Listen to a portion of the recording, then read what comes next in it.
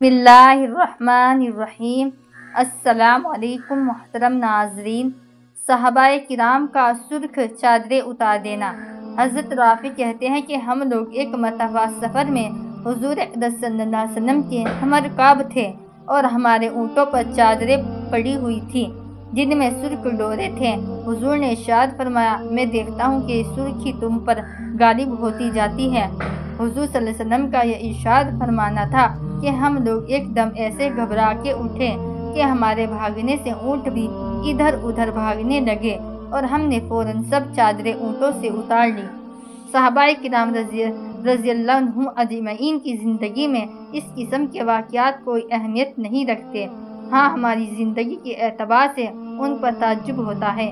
ان حضرات کی عام زندگی ایسی ہی تھی۔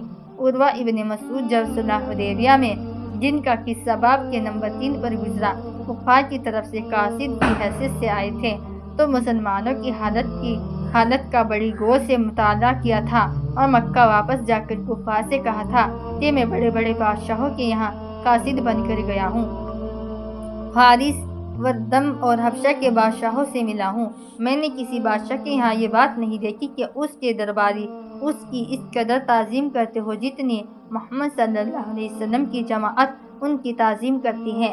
کبھی ان کا بلغم زمین پر